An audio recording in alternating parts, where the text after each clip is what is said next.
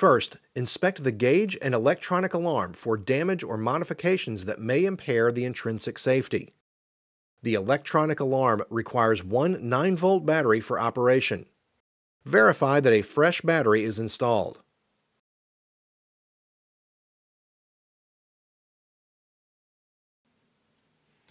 Inspect the pressure reducer for exterior damage. Check the high-pressure nipple coupling gasket, making sure it is present and in good condition, and that the nipple is not damaged. Inspect the cylinder valve outlet for bent or damaged threads. If the gasket is present and in good condition, and the valve outlet is undamaged, thread the coupling back onto the cylinder valve using hand-tight pressure and install the cylinder back into the Easy Clip retention device. Inspect the airline connection hose for cuts or damage. Check that it is installed tightly into the pressure-reducing regulator at one end and that the plug is free from dirt accumulations at the other end. Clean as required. Care must be taken to remove any dirt accumulations or obstructions from the plug without allowing them to enter the airline connection hose. Each time the respirator is inspected, always make sure to inspect each section of airline supply hose to ensure it is ready when it needs to be used.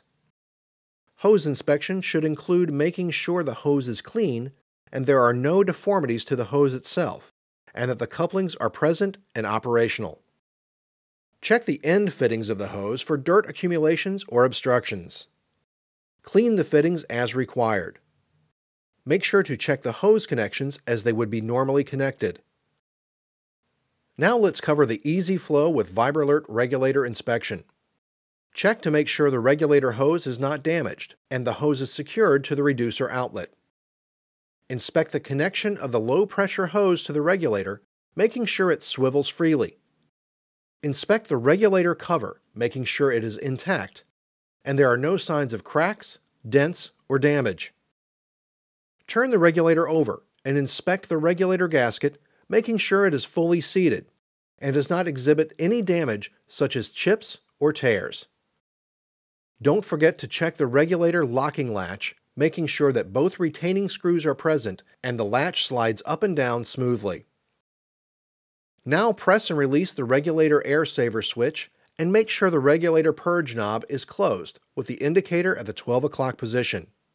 This will prevent the regulator from free-flowing air after opening the cylinder valve. Connect the regulator to the facepiece.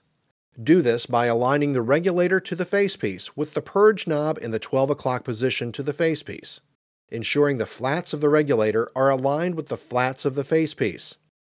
Rotate the regulator clockwise in the facepiece until it clicks into place.